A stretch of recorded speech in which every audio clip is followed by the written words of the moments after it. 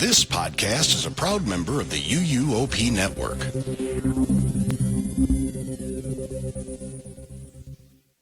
Are you ready to go the distance with Tricia's Disney pick? Or will Melinda deliver a Jurassic-sized knockout punch with her universal choice on this episode of Theme Park Throwdown?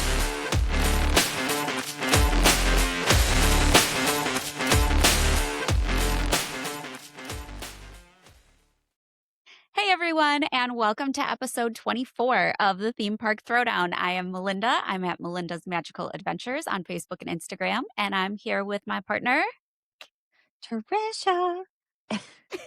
At Tricia Travels on Facebook and Tricia Travels 85 on Instagram. with a lovely singing voice, I might add. That's all you're getting. Thanks for tuning in for another week, everybody. I hope everybody is doing well. Before we jump into this week's Throwdown, we're going to do our typical winner announcement.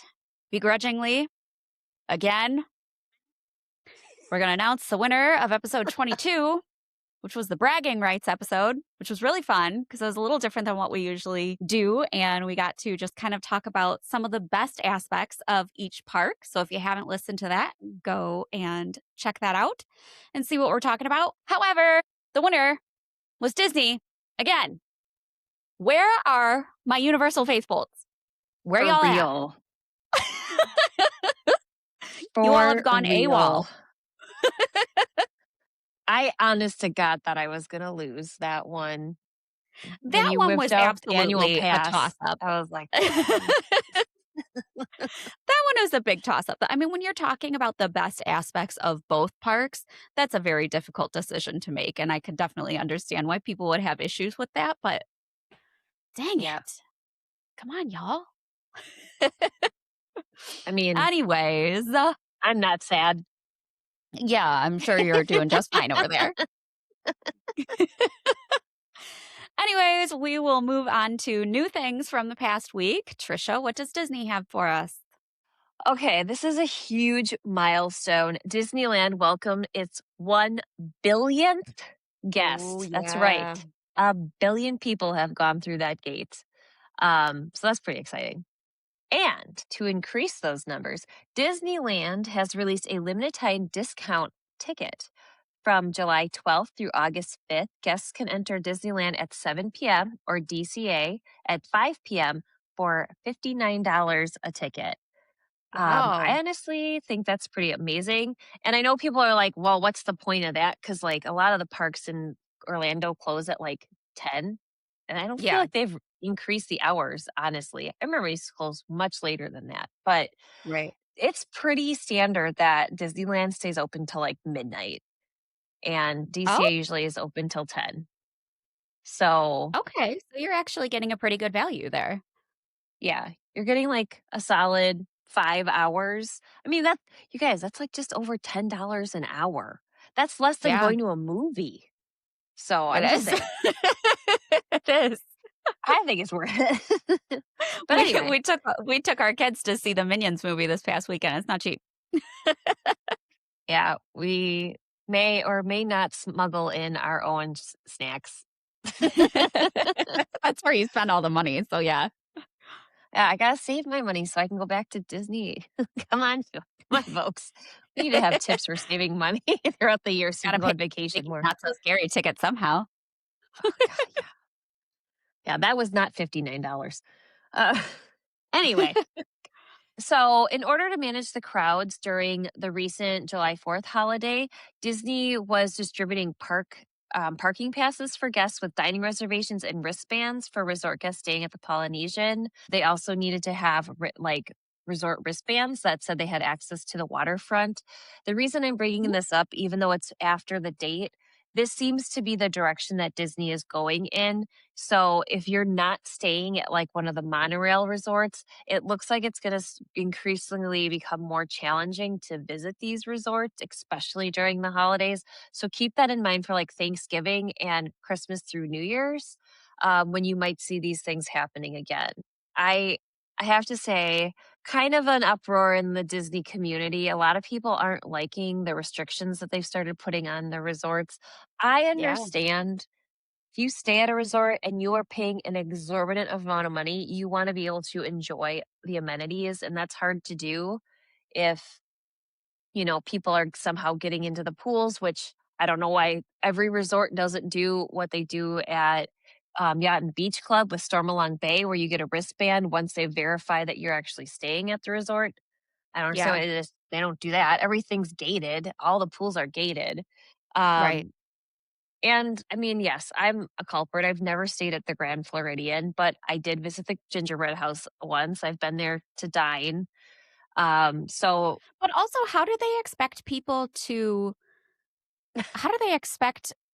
to attract new guests? You want to at least step mhm, foot in the hotel and see what it's like before you drop so much money to stay at one of these deluxe resorts, especially like the Grand Floridian. Like, I want to at least see what I'm getting for that value without just having to like look at a couple pictures online. It would be nice to be able to visit and see. And I think yeah, that's going to be a turnoff for some people. I think there needs to be a little give and take. Like if you're staying at a resort that's literally a 10-minute monorail from the Magic Kingdom, there's going to be people. Absolutely. So, Yeah. I, and I I mean, go ahead. I just there needs to be a middle ground. I feel like the restrictions that they're putting on right now are a bit too strict. Although Hmm. I don't know of a way to kind of ease up on that while still somehow maintaining some level of crowd control and that sort of thing that they're trying to Yeah. achieve. So I don't know, but that's not my job. So I Well, will leave it say to I know professionals. they made all these changes, kind of in expectation of having these huge crowds for the 4th of July because there usually are these huge crowds for 4th of July. But did you see the wait times this past couple days for both Disney and Universal? There were none. Like, there Yeah, was it's no one in the crazy. parks. What happened this year? I don't Everybody understand. scattered. No. Yes.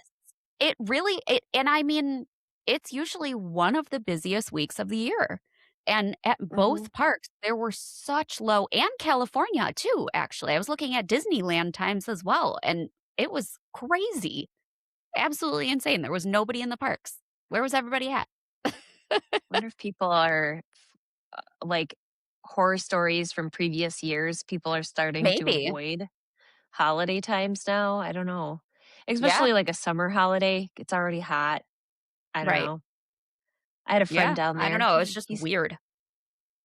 so all right, on to less controversial news. Vans has opened a store in Disney Springs, and I really hope that they collaborate with Disney to make some Oh, yeah. apparel that perhaps has Star Wars on it. Wink, wink, nudge, nudge. Mm. Disney, Who would Vans, hope want you're some listening. of I don't know, that? me. And finally, the La Poutinerie quick service kiosk is now open in Epcot. You can find it between Port of Entry and on your way to the Canadian Pavilion. Why am I even mentioning this? Well, I will be in Canada and back by the time you probably hear this. No, actually, I may still be in Canada by the time you listen to this podcast. So I am going to have traditional poutine. And then I plan on tasting this poutine in Epcot to see how close it is to the stuff that's in actual Canada. Oh, I'll have to report nice. back. Well, Yeah. that's all I got for news. How about you? All right. Universal news. We are still awaiting the drop for Halloween Horror Nights multi night tickets. They should be based on historical data, and when they have dropped in the past, it should be this week or next week. So, everybody get ready, stay ready, be ready. Registration is now open as of today, which is July 7th, for pass holder nights in August. I believe it's August 15th and 16th. So if you are an annual pass holder, you can now register for one of those specially ticketed after hours events. Um, Look to be really awesome this year. Today, it was announced that on October 3rd and October 17th, they are going to be separately ticketed events at Epic Universe, like an after hours event a la Disney, kind of, where they do their one park after hours events. So these events are going to have lower crowds, special food and drink items that are complimentary with your ticket price, exclusive character meet and greets, different things like that. Tickets start at $179. The event runs from 9 p.m. until midnight, but ticket holders can get in at 7 p.m. so that you can see the Celestial Good Night show and kind of take advantage of some of the things in the park before the park closes to normal day guests. And then you have the time from 9 until midnight just for that select group of ticket holders. So we will see how that goes off. Tickets are on sale for these events starting on August 13th. So get ready for that if that's something that you're interested in. I was really surprised to see something like this be promoted so early on in Epic's age, I guess. But it's great. I think maybe it's their way of testing the kind of open concept of Celestial Park and that sort of idea. So we'll see how it goes. I'm excited for those of you that get to go. Speaking of Epic Universe, we have Satellite Shakes that opened today, which is a new window selling delicious milkshakes in Celestial Park. This is replacing the mobile pickup window at the Meteor Astro Pub, so they no longer have that option, and now you can just go and get some yummy milkshakes instead. They also have the Celestial Good Night, which premieres tonight. Again, it is July 7th. And so I'm really excited I don't know yet if I want to watch footage and videos of it or if I want to wait until I'm there in September to see it. I know you're all about remaining Yeah, you're all about remaining spoiler free, but I very much am not. But since it's not going to be very long before I'm there, I'm wondering if maybe I can hold out a little bit. So we'll see. We'll see how that goes. We'll see how strong I am. Heading back over to the Legacy Parks, the spike on Fast and Furious Hollywood Drift is complete. It is massive. And there are some images that are now coming out from outside the Universal Studios Florida gates where you get the spike and the globe in one picture and you kind of get the new skyline and it looks really awesome. I was a bit apprehensive to see like what this was going to look like because we're so used to seeing Rip Ride Rocket there, and that big of a change in the skyline is a really big deal, and it just looks really cool. So I am very excited to see what's yet to come. And then that country restaurant's going to come in and mess it all up again. At least that's on the other side, but still, yeah. Not excited about that part of it, but we been there, talked about that. It is what it is. Now that we've done all that, we can go ahead and jump into this week's Throwdown. We are going to start the Battle of the Ride Queues. We each chose one park to cover on this episode because there are going to be a lot of queues to cover, and we're not going to cover every single ride, just kind of the standouts here. And we're going to discuss the other parks at some time in the future. And when we say ride queue, we are talking specifically about anything you can see. Basically, if you are standing near the attraction sign and like the wait time sign. So anything you can see from there on in, we are considering the queue. So the facade is included in this. We are, however, going to leave out the pre-shows because we would like to do another episode in the future specifically just about pre-shows. So just act like those do not exist in this realm. And Tricia, where are we going to start off with Disney? Well, I have to start the Magic Kingdom since it's the first park they built. Naturally. And when I was thinking about ride queues, I realized this is not the best park to pick. But there are a few things that, after some deep thought, I feel like are unsung heroes. Okay. And the first, when we think of like ride queues, we think of potentially the honey wall in the Winnie the Pooh ride where you can touch it and move the honey around. Or the remodeled Darling Children's Nursery in Peter Pan's Flight. But no one ever talks about the true, like, perfect queue in Fantasyland, and that is Under the Sea, Journey of the Little Mermaid. Okay? I agree. I love that queue. Okay, so this opened December 6th of 2012, this current iteration. It replaced 20,000 Leagues Under the Sea. I think the thing that people miss about this is that it's kind of tucked back way in the corner of Yes. Fantasyland. But as you approach it, there is like a ship wreckage with the Little Mermaid as like kind of a person, as the wooden character carved on the front. And as you enter, you're in this kind of like catacomb of, I don't know, sea caves with after like the tide's gone out. So Yeah, they there's look a like lot of sand tunnels shells. or something. Yeah. Yeah. Honestly, this is the closest thing in Disney that reminds me of RIP, kind of mythos when you enter, but and then also a little Mm. bit Mhm. of Poseidon's Fury, kind of Yes. like just it kind of gives me those vibes. The stonework and Um, things like that. Yeah. yeah, and just kind of like the whole concept is that you're walking through the remains of a shipwreck, and it's kind of like what's left behind by a civilization. Yeah. So there's always something to look at. There's always things that they've just have spent so much time putting detail into the queue. And for me, that helps pass the time when I'm having to wait. Now, to plus this, they have these like magical portholes from parts of the ship or like a old mirror or something. And there's actually like little crabs. You can watch like little animated crabs come out and they like do little hijinks. So that's also kind of fun because that's something that will help pass the time with, especially if you're littles or if you're someone with Yeah. a little, attention span. um, I like this queue too because it's almost entirely shaded. It might not be fully Yes, I was gonna indoor, say that. but it is shaded. So Yeah. I think that is something that is a huge plus, especially when it's hot out. Now, this is not a pre-show because it's in the queue. There is an animatronic Scuttle who I kind of love him. talks to you.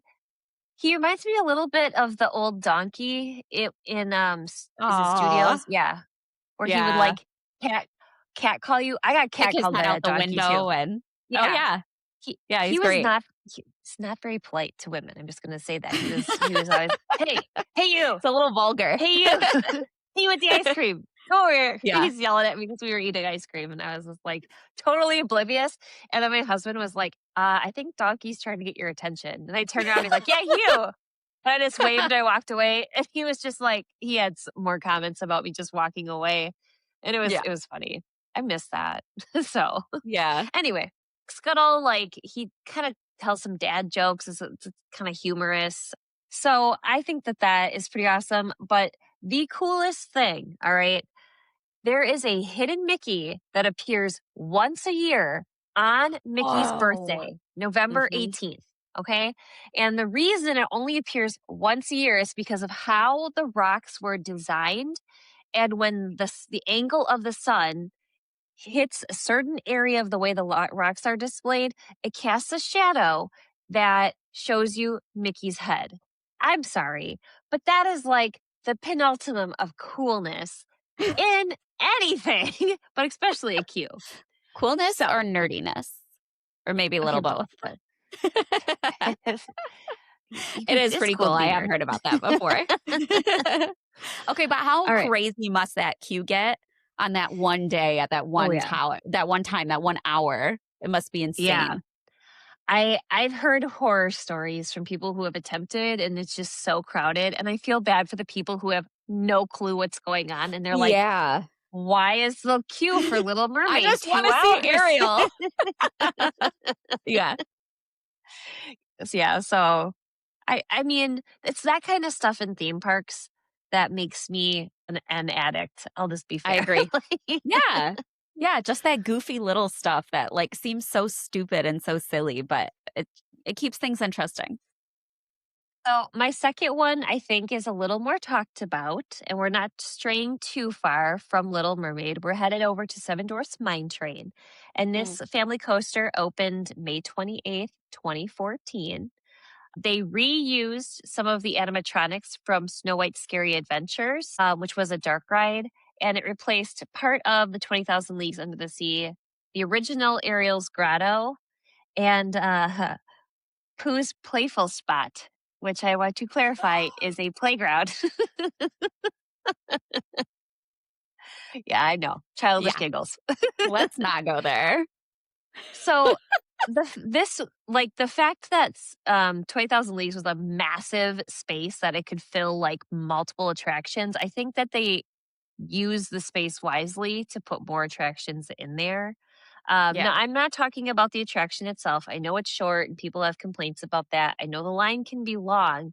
However, when you're at that facade, it looks like the sign with the wait time is like carved wood, like you would see from the movie, and how the dwarves would like use decorative Well little done. wooden animals and stuff. It very much ties to the movie. Once again, not the full queue is indoors, but it is heavily covered either with like man-made structure or trees. Yeah. You honestly feel like you're kind of in the woods. The other thing I like about this queue is that there are switchbacks, but because of how it's designed, it's not like a cattle call where you're like back and forth and you see people all around you for the majority of it. There's Yeah. like rocks or like trees or something that is blocking your view from having to stare at somebody, facing the other direction, which can be Yeah. very uncomfortable, I feel like, when you're in close quarters. There are some windows of space where you can kind of catch glimpses of the attraction as it whizzes by. So that's kind of fun if you have to wait. And then there's some interactive elements as well. So the first one you'll come across is a screen game. You kind of look down on it and you move this cart back and forth and you're trying to catch gems in the cart. So it's just kind of an activity. You can do it on both sides. So I would say the one thing to be aware of is that sometimes people get so engrossed in the game, they hold up the line. So don't be one of those people. After that, you come to a water feature. It's like a little water pump, and it's kind of for those who have experienced Moana's like journey of water. It's like a hand sensor where like you move under it and water will fall.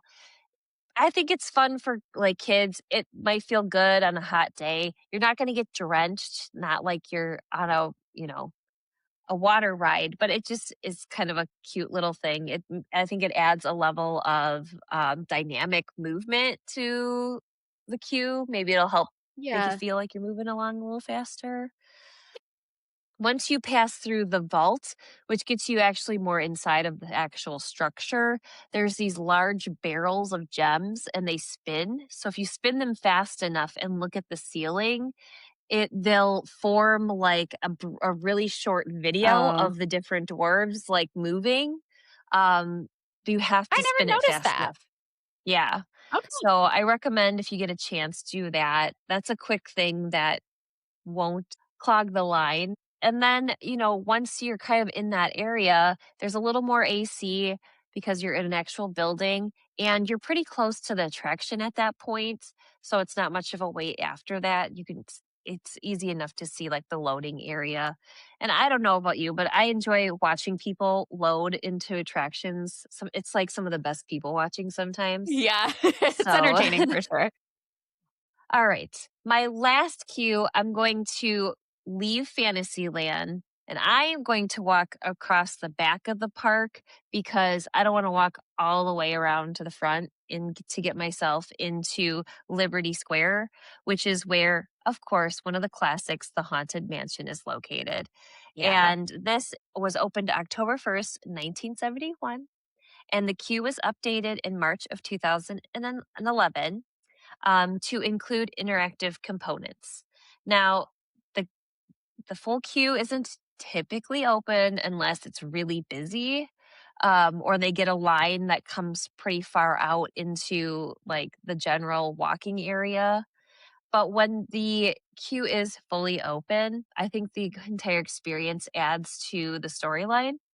Yeah. And I mean, your excitement rises when you see those wrought iron gates and with the time, and in the distance, you can see the mansion kind of like up on a hill.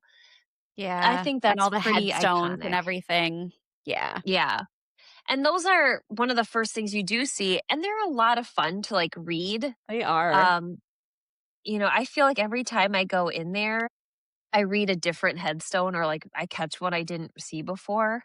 Now I know I'm gonna get burned for this. Sadly, due to the fact that Rivers of America has been drained and is now walled as they prepare for Piston Peak for Cars Land, you're walking past boards on one side, Yeah, whereas you used to get a really nice view of the river.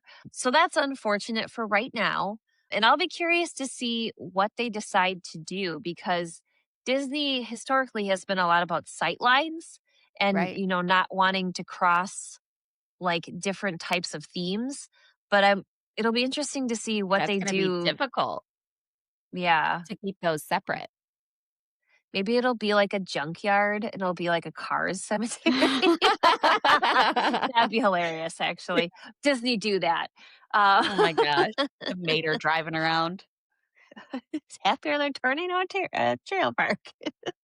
Anyway, but once you get past like that initial area, there is a large mausoleum. I'm not sure what you would call it, but it has like instruments on the side that are kind of three-dimensional. And when you touch them, they play the different sounds of those instruments. And again, people bring hand sanitizer because like everybody I touched was these just things. gonna say, I like you're talking about all this stuff you can touch in line, and I'm just like, don't touch it. See, this was me. I'd be like Elf when he's in the elevator. I'd be like, "Whoa." I'm not a germaphobe by any means, like at all, but theme park germs are a whole different ballgame. Okay, I'm just gonna say this. I think I must have an incredible immune system, knock on wood, Oh, mine's crap. because I have never gotten sick coming back from a trip to Disney. I do Oh, wash my every hands. time. I Every use I time. I'm really careful not to like touch my face and stuff when I'm at the parks. And like if I see a kid digging in their nose and they touch something, I'm like, nope, that's off limits.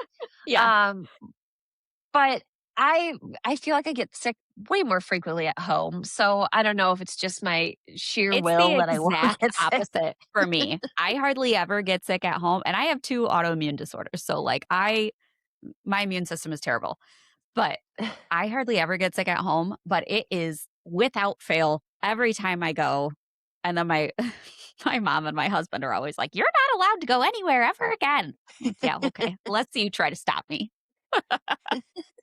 "Hi, mom. I know you're listening."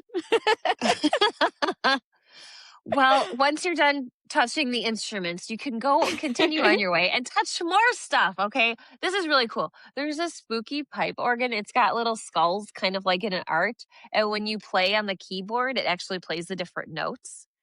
It's not like a full on like pipe organ, but it looks like that. Yeah. So again, lots of touching. Clearly I was that kid that was like I like touched buttons. Must touch That's it. why Yeah. I think that's why I relate to Grogu so well. He likes to touch buttons in the Razor Crest ship that he flies on with the Mandalorian. So, anyway, um, once again, there is a small water related feature in here. There is a statue of the captain, and it has little fountains that shoot water and like little bubbles that come out of it. I think my favorite part about this is sometimes he sneezes, and when he sneezes, like water shoots up from the top where he's buried. And I think that is a great testament to the whimsy that you can find within the Haunted Mansion. So I like that. And if you're not done touching things, there is a magical book library and books pop out. And if you push one in, another one pops out like somewhere else on a shelf. And so it's That's kind of like cool. whack-a-mole. So you're trying to Yeah. like push all It's been so um long since I have done this ride without having a lightning lane, and with the lightning lane, you pass all of this oh stuff. yeah. So, It's just it's like like you're reminding me of all this cool stuff that I haven't gotten to experience in so long, and I need to. well, we're not done yet. I Oh, have I know. 2 more pieces of information. All right. Some big The ones. last thing that you typically see, there's a book of poems that like magically writes itself and you could hear a narrator kind of like talking the poem out or like reading the poem. So that's kind of cool to see. But one thing for those of you who have any interest in doing a Halloween party, which the tickets are on sale, some dates have sold out. Everyone flocks to the Haunted Mansion. It is worth going to for the Halloween party. And the reason I say this is shortly before you enter the building, there is another small area of headstones, and there is a live actor who interacts with guests only during the Halloween parties. Oh, And cool. yes, I had the pleasure of interacting with Madame Carlotta during one of these parties. And I intend to go back and ride the attraction again this year. Yeah. Now, the thing to note, her headstone is one of the headstones back there. So I was going to she say the looks name sounds like, familiar. yeah, her character is very ghostly. She looks a lot like the bride kind of in the attic. Okay. So it's the spirit of her has come back out of the grave and is like interacting with the guests. She was a Okay. very proper Southern belle, very very pleasant to speak with. So she's not one of the scary haunts that you have to worry about until you're more into the actual attraction. Okay. But rumor has it there are a few other headstones there, and they will like rotate characters based on the Oh. other names. So I'm hoping if I go when I go back this year that maybe I'll see a different character. We'll Yeah. see. Otherwise, I would gladly interact with Madame Colada again. So That's so cool. those are I my did three see cues. today that they were having some technical issues and you were having to bypass the stretching room. The stretching room wasn't Mm. working. So Oh hopefully that is not no.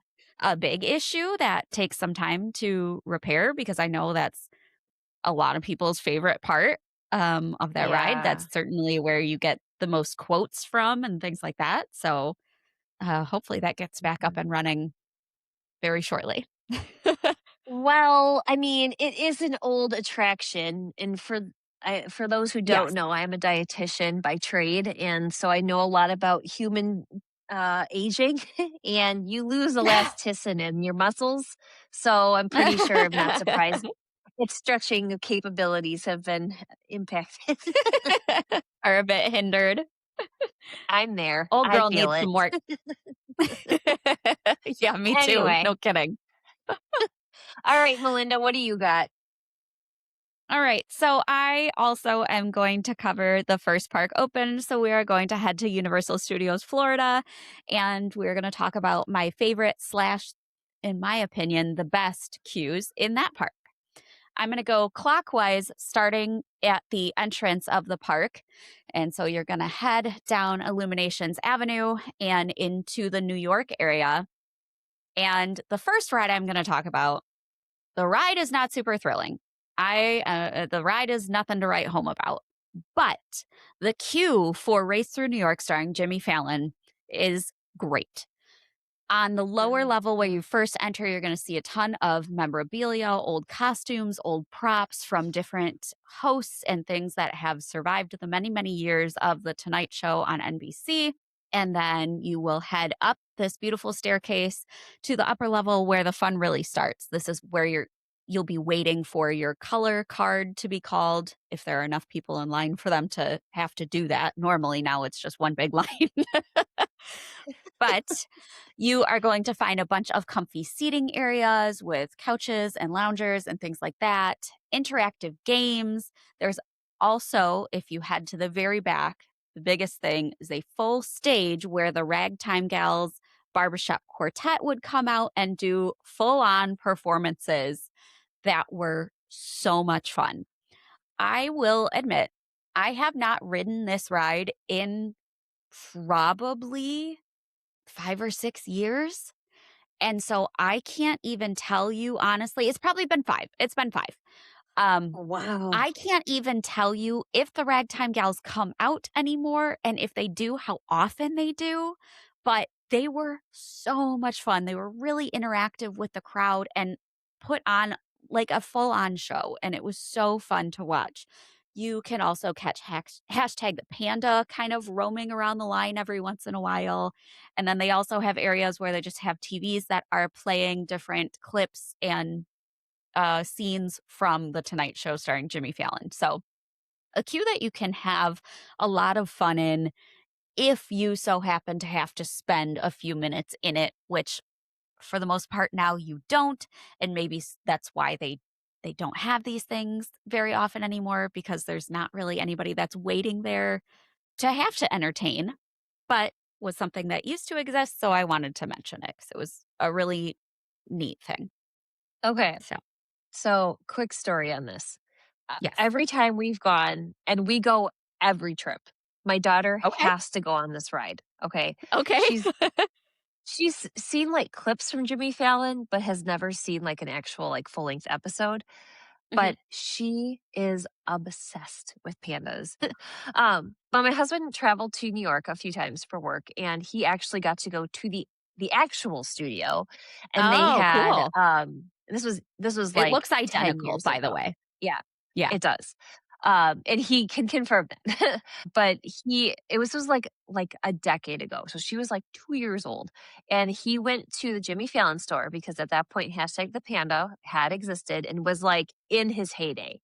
And Yeah. so he brought this little hashtag home and you pushed his paw and it did like the da da da da da da da da, or like when he comes out and Uh, he's all like kind of yeah.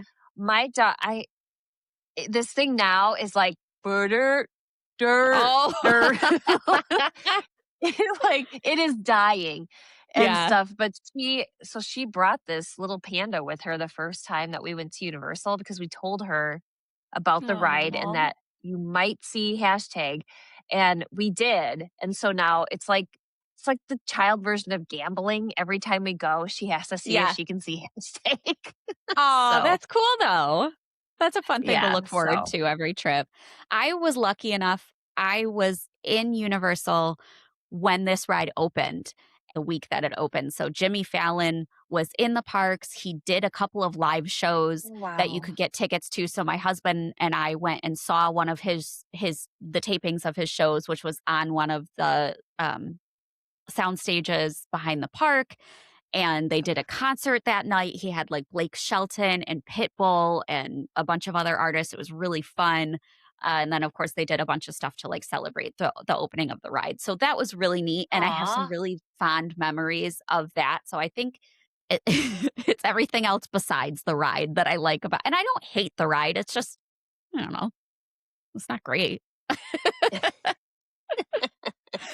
That is that ride. Then I we will will say, go ahead. if you the pre-show, which I know we'll talk about at a later time, but that's Yes. one of our favorite pre-shows. I And so wanted to include that in here because it is awesome. It's so great, yeah. but I'll save So it. I'll just you will hear my voice on another podcast at some point because they were collecting people's Oh, renditions ride quotes. of yes, and my daughter Okay. and I we perfected it. So Okay. Good to know. Looking forward to that. I can't wait till so she's talking about if those of you that haven't caught on, the UUOP did a listener submission request for ride quotes, and we have yet to hear them, but I know they're coming soon and I'm very excited to hear what they are. I did send in a couple as well, so we shall let see. me just say I make a really good Gary. I make a not so good Gru.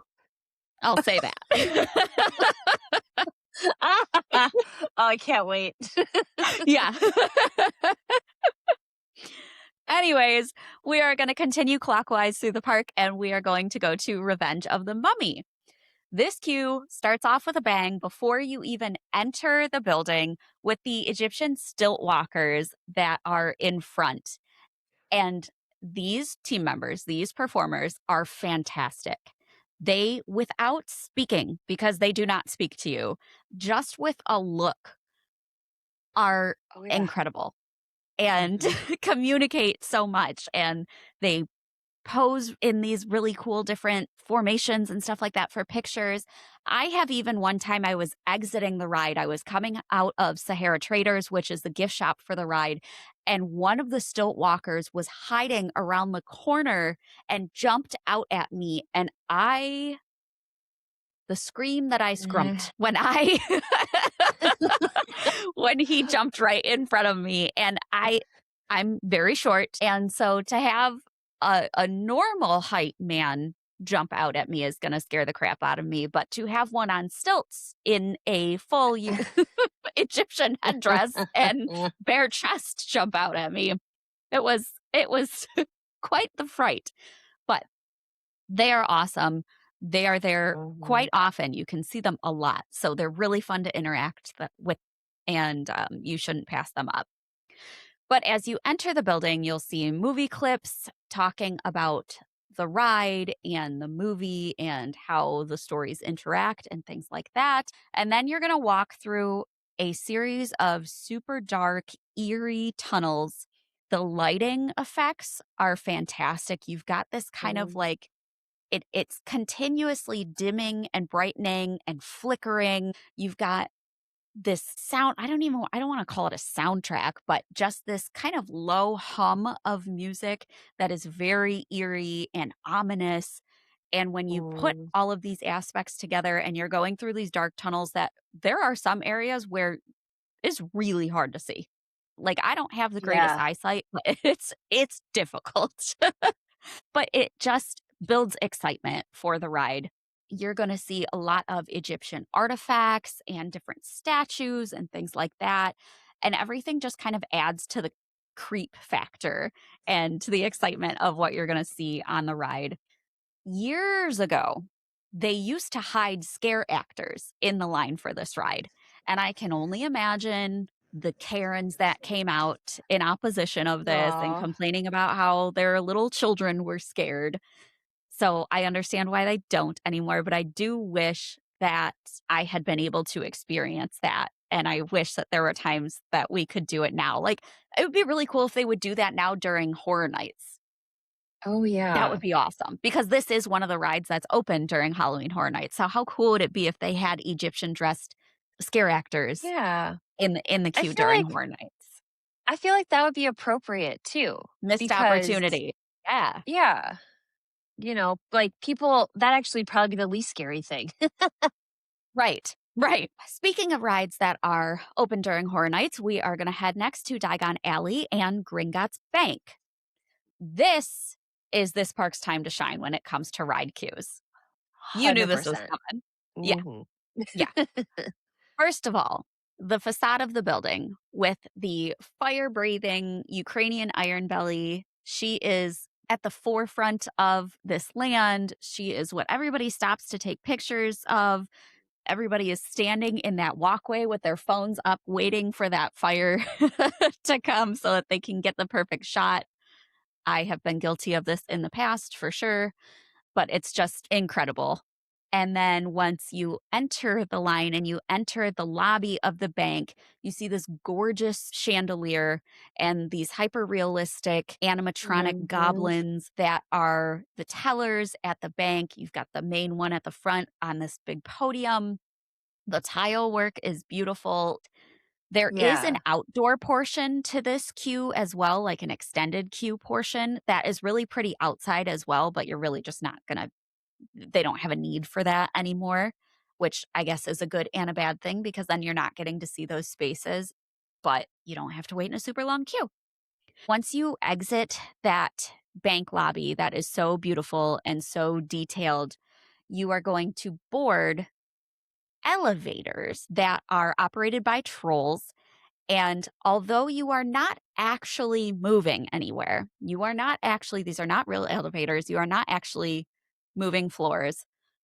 The effects that they have in here where the floor bounces up and down and the walls move, and you have this kind of like video playing of the trolls manually pulling the elevator up and down.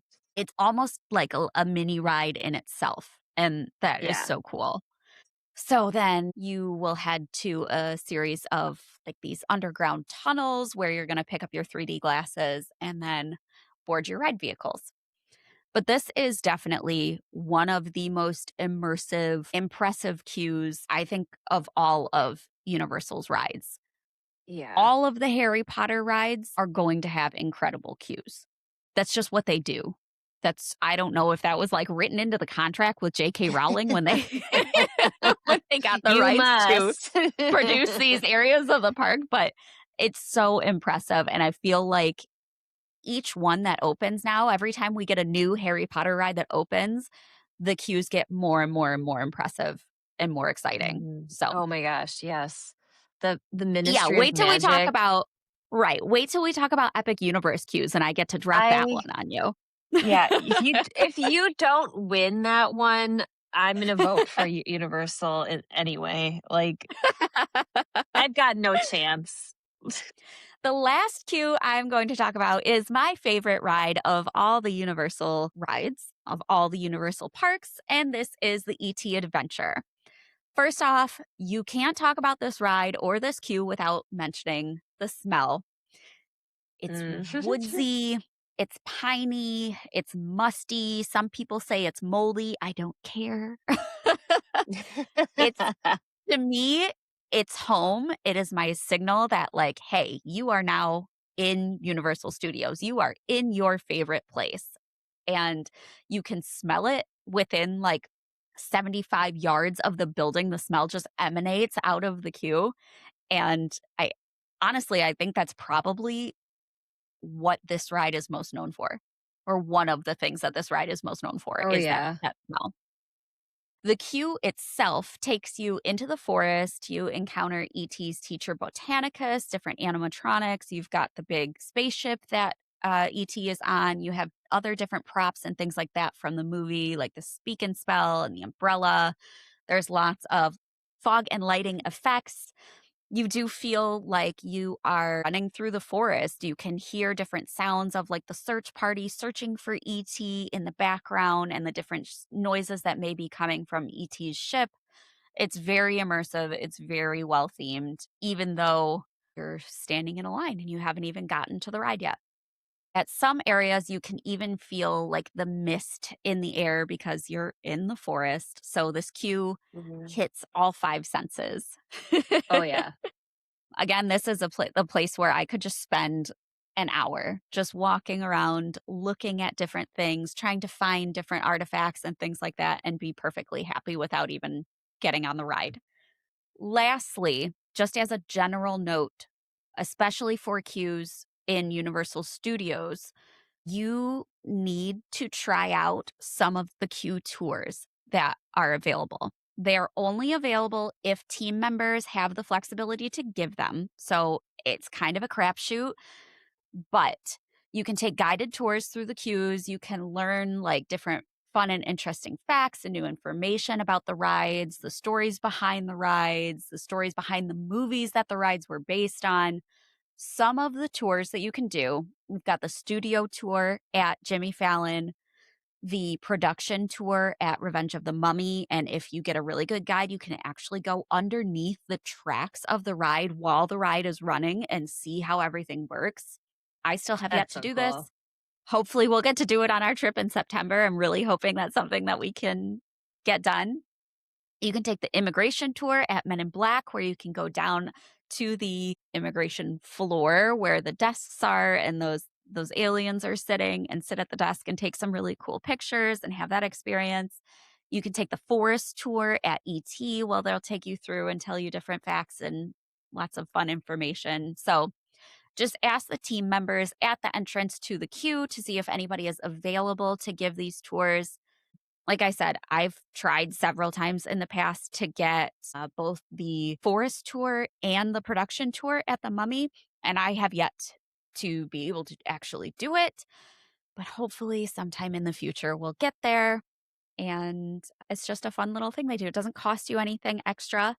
It just depends on if they have enough team members and if they have a team member that's well trained enough in the history of that ride to be able to give those tours. So try it out. Yeah.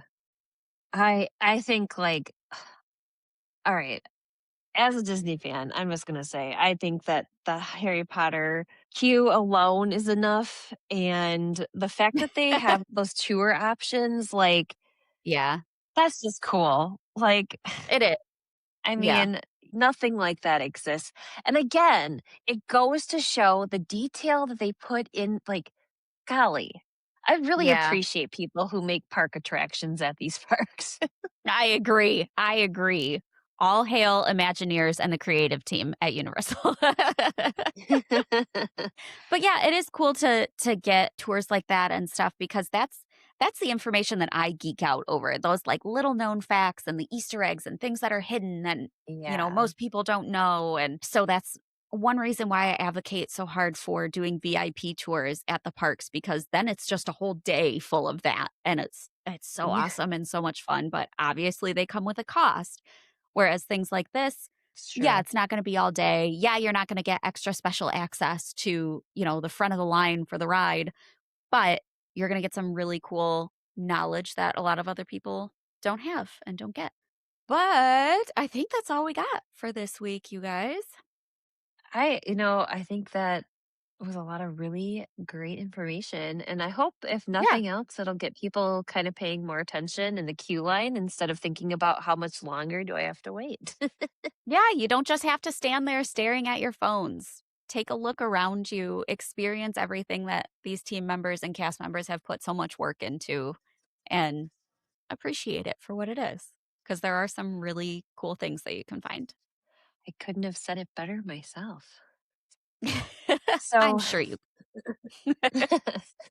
all right. So we want to hear from you. Who do you think won this week's battle? Vote in the Who Won weekly poll. Yeah, I know. I have a premonition, and it's not going to be me. We are at Theme Park Throwdown on Instagram and Facebook, and you can also watch video recordings of our episodes on YouTube. That's it for this Throwdown. See you next week in the ring.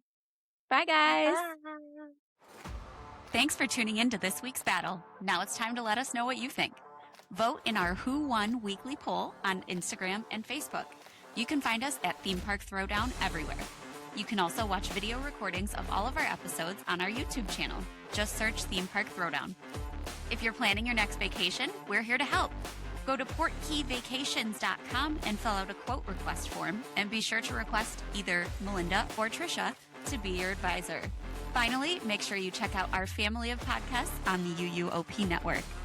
The Unofficial Universal Orlando podcast, the Taste of Universal podcast, the Unofficial Universal Great Britain podcast, the Portkey Passport, a Disney podcast for adults, the Theme Park Duo for your West Coast parks, Rush of Fear, a Halloween Horror Nights podcast, and Big Dumb Stuff for all your pop culture comedy.